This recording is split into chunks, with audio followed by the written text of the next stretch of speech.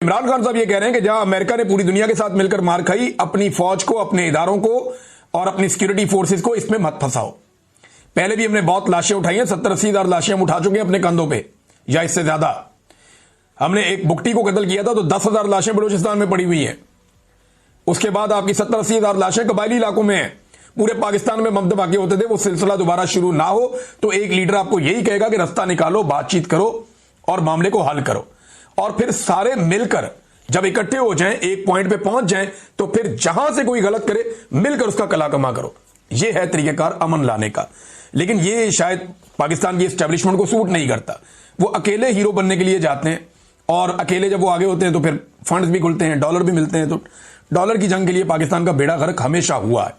और यही बात जो है वो मंजूर पश्तीन भी करते हैं, यही बात जो है वो मुराद सईद भी करते हैं, यही बात जो है एमल वली खान भी करते हैं, यही बात जो है फजलुर रहमान भी कहते रहे हैं, और यही बात आज पाकिस्तान तरीके इंसाफ के लोग भी कह रहे हैं।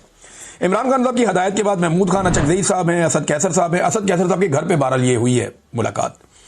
रऊफ हसन साहब थे, आतिफ खान साहब थे, लतीफ खोसा साहब को मैंने देखा, और इसमें अल्लामा राजा नासिर अब्बास साहब बड़े काबिल जिक्र हैं। इन सब लोगों ने अफगानिस्तान के जो इस्लामाबाद में सफीर हैं उनसे मुलाकात की है और इनके साथ बातचीत की। अब बातचीत का आगाज हो गया।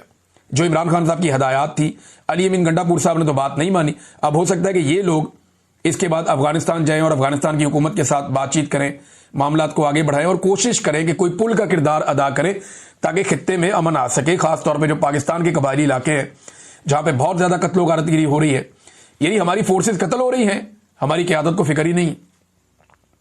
नौजवान रोजाना शहीद हो रहे हैं, फौजी शहीद हो रहे हैं, अफसरान, और हमें फिक्र ही नहीं है। भाई ये लड़ाई इस तरह की नहीं है कि आप इसको इस तरीके से लड़ें।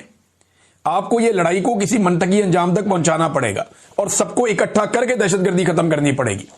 ये नहीं हो सकता कि आप फैसला कर लेंगे, आप अकेले लड़ते रहेंगे लड़ते रहेंगे लड़ते रहेंगे और दहशतगर्द तो आते रहेंगे, फिर आप क्या करेंगे? तो आपको वो बंद बांधना है जहां से दहशतगर्दी पनपती है और शुरू होती है। इनके रास्ते बंद करने होंगे। अब नाज़रीन, इस्लामाबाद हाई कोर्ट में जो डेवलपमेंट्स हो रही थी उसमें कुछ चीजें हैं, मैं आपके साथ शेयर करता हूं। नंबर एक तो यह है कि जस्टिस जहांगीरी के साथ वकला बहुत बड़ी तादाद में खड़े हो गए। जो उनको काम करने से रोका गया है ना, ये तो रेड लाइन क्रॉस कर दी है वकला की और अदलिया की। Chief justice Islamabad high court ने, देखिए chief justice Islamabad high court जो है, ये जस्टिस डोगर इनको लाया इसी काम के लिए गया था कि एस्टेब्लिशमेंट की मर्जी के मुताबिक मामला चलें। एस्टेब्लिशमेंट की जो पसंद के जजेस हैं उनके पास केसेस लगें और उनकी पसंद के मुताबिक फैसले आए। जो जजेस एस्टेब्लिशमेंट को पसंद नहीं उनको फारिग किया जाए। अब मिसाल के तौर पे जस्टिस जहांगीरी साहब को काम से रोक दिया गया। अब इस्लामाबाद बार काउंसिल ने और डिस्ट्रिक्ट बार काउंसिल ने एहतजाज का ऐलान कर दिया और इस बारे में बड़ा शदीद रद्देअमल आ रहा है तंजीमों का, और वकला तंजीमें इस पर आवाज उठा रही हैं, पंजाब में भी, मुख्तलिफ और जगहों पर भी। और सब ये कह रहे हैं कि ये इस्लामाबाद हाई कोर्ट में एक बड़ी ज्यादती की गई है जिसकी कोई गुंजाइश नहीं थी, और ऐसे अजीब और भोंडे तरीके से की गई कि अदालत के अंदर कुछ और का, चेंबर में जाके कोई और फैसला दे दिया। अदालत के अंदर मामला लटका दिया, चेंबर में जाके फैसला दे दिया। कोई ना हकायक पेश किए, ना कोई जिरा हुई, ना कोई मामला आगे बढ़ा, काम से रोक दिया, बिला वजह रोक दिया काम से। भाई ये मामला भी पेंडिंग है, उधर सुप्रीम कोर्ट में भी है, सिंध हाई कोर्ट में भी है, फिर भी काम से रोक दिया। भाई अब कैसे रोक सकते हैं एक जज को काम से? ये जज वकील बना पहले, उसके बाद बहुत सारे सरकारी ओहदों से होता होता होता होता जज बन गया, कभी कोई एतराज नहीं आया। लेकिन जिस वक्त इस जज ने कहा कि एजेंसियां मुदाखलत ना करें, इंटेलिजेंस एजेंसियां जजों के काम में मुदाखलत ना करें, उस दिन ये दुश्मन बन गया। जिस दिन इसने एजेंसियों की मर्जी के खिलाफ इस्लामाबाद के 3 हलके खोले, उस दिन ये मुजरिम बन गया और अब उस जज को कटहरे में खड़ा करके काम से रोक दिया गया। जस्टिस बाबर सत्तार साहब ने एक बड़ा तगड़ा फैसला दिया, लेकिन इसके ऊपर भी कोई एक एक्टिविटी हुई है। लेकिन देखें फैसला है क्या। ये ना 2 नंबर तरीके से इन्होंने एक रिटायर्ड जर्नैल को चेयरमैन पीटीए बनाया था।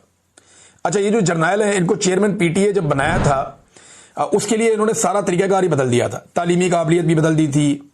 जो दूसरे उम्मीदवार थे इस ओहदे के लिए उन सबको बिठा दिया था। ये दबा दबू देते हैं ना, बैठ जाओ भी। उन्होंने कहा जी हम इंटरेस्टेड नहीं है इसमें, बाद में भाग गए वो। फिर इनको बिठाने के लिए कानून भी बदल दिया गया, चीजें बदल दी गई। तो रातों रात कार्रवाइयां डाल के, क्योंकि इस जर्नैल को बनाना ही बनाना था, तो लाके इस रिटायर्ड जर्नैल को बना दिया। अब जनाब ये जो साबिक मेजर जनरल हैं, इनको जब इस ओहदे के ऊपर बिठा दिया गया तो ये मामला गया हुआ था हाई कोर्ट में, तो हाई कोर्ट ने इनको फारिग कर दिया। जस्टिस बाबर सत्तार ने ताकतवरों की मंशा के खिलाफ एक बहुत बड़ा फैसला दिया है।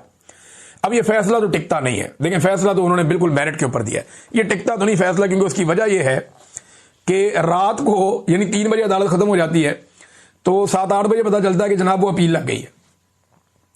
अब ये अपील लगेगी और फौरी तौर पे देखना एक डबल बेंच बन जाएगा और वो कहेगा जी फैसला मुअत्तल करते हैं, और ये जो मेजर जनरल साहब है ये अपना काम जारी रखें। ये इस वक्त अदलिया की और जजों की औकात रह गई है। अगर कोई जज इंसाफ देने की हिम्मत करे तो बाकी जजेस उसको रोकने के लिए पहले से तैयार बैठे हैं। सुप्रीम कोर्ट ऑफ पाकिस्तान में जो जज चीफ जस्टिस बनना था उसको हटा के अपनी मर्जी का बंदा लगाया गया। इस्लामाबाद हाई कोर्ट में जिस जज ने चीफ जस्टिस बनना था उसको हटाकर दूसरी जगह से अपनी पसंद का बंदा लाके उसको चीफ जस्टिस लगाया गया। इसी तरह लाहौर हाई कोर्ट में नीचे से उठा के अपने पसंद की खातून को, जो पीएमएलएन के बहुत पुरानी इनकी फैमिली वर्कर है, उन्हें लाकर लाहौर हाई कोर्ट का जज बनाया गया। तो नाजरीन, जब ये सारी चीजें हो रही है ना, तो अदलिया एक्चुअली कंट्रोल कर दी गई है। वकला की जिम्मेदारी है, अगर वकला इसे कंट्रोल करेंगे और इसके खिलाफ एहतजाज करेंगे और मामला को ठीक करेंगे तभी मामला ठीक होगा, वरना ये आप इसमें कोई बात ना रखें। नाजरीन, आजाद कश्मीर में जो अवामी एक्शन कमेटी है वो एस्टेब्लिशमेंट के लिए एक दर्द सर बन गई है। अब इसको एक मनफी अंदाज में देखा जाता है कि ये बड़े मुश्किल लोग हैं। देखिए, पहले इनकी तादाद कोई बहुत ज्यादा नहीं होती थी, मगर जब रिजीम चेंज ऑपरेशन किया गया तो नौजवानों में मायूसी पैदा हुई, और जब एक पॉलिटिकल पार्टी को दीवार के साथ लगा दिया गया, एक हुकूमत को गिरा दिया गया और एस्टेब्लिशमेंट ने अपनी मर्जी के बंदे लाकर बैठा दिए हुकूमत में, चूं का मुरब्बा इकट्ठा करके, तो लोग इतने मायूस हुए कि सबके सब अवामी एक्शन कमेटी का हिस्सा बन गए। अब अवामी एक्शन कमेटी बहुत ताकतवर हो गई, नौजवानों की बहुत बड़ी तादाद इसके साथ जुड़ गई है। ये रियासत के गले पर अंगूठा रख के अपने मुतालबात पूरे करवा लेते हैं। लेकिन आजाद कश्मीर में बिजली सस्ती है, पाकिस्तान में महंगी है। वहां आटे पे सब्सिडी है, पाकिस्तान में नहीं है। वो अपनी तमाम सहूलियात लेते हैं, अपने तमाम मुतालबात पूरे करवाते हैं, अपने बंदे भी छुड़वा लेते हैं अगर उनके साथ जुल्म या ज्यादती की जाए तो अब उनके खिलाफ एस्टेब्लिशमेंट ने एक बड़ा अलायंस और अपना एक ग्रुप लॉन्च किया है, जिसमें ये आपको बंदे नजर आ रहे हैं। अब ये वो सारे लोग हैं जो एस्टेब्लिशमेंट के, इनमें नून लीग भी है, पीपल्स पार्टी भी है, पीटीआई के जो लोग तोड़े गए थे वो भी हैं, इसके अंदर जो है वो साबिक वजीर आजम एक है वो भी है। तो इसमें सारे बंदे इकट्ठे करके उन्होंने अपना एक ग्रुप लॉन्च कर दिया है कि ये अब मुकाबला करेगी अवामी एक्शन कमेटी का। लेकिन देखिए, अवामी एक्शन कमेटी के साथ तो अवाम है, इनके साथ अवाम नहीं है, ये सिर्फ हवा के अंदर है। तो यही काम पीडीएम के साथ भी हुआ। पीडीएम की जमातों के साथ अवाम नहीं है, लेकिन फौज है, एस्टेब्लिशमेंट है। इसी तरह ये जो अवामी एक्शन कमेटी है उनके साथ अवाम है, और उनके मुखालिफ जो ग्रुप तैयार किया जा रहा है उसके साथ भी एस्टेब्लिशमेंट है और फौज है। लेकिन मुझे नहीं लगता पब्लिक में कोई इंपैक्ट आएगा, क्योंकि इन लोगों ने बाकी सूबों के बरक्स अपना हक बड़े जोरदार तरीके से लिया है, और 29 सितंबर को इन्होंने एक एहतजाज का ऐलान किया हुआ है। जबकि 21 सितंबर से ये जो अब एस्टेब्लिशमेंट ने एक ग्रुप खड़ा किया है, ये मुसल्लह अफवाज से यकजहती के लिए मुहिम शुरू करेंगे। और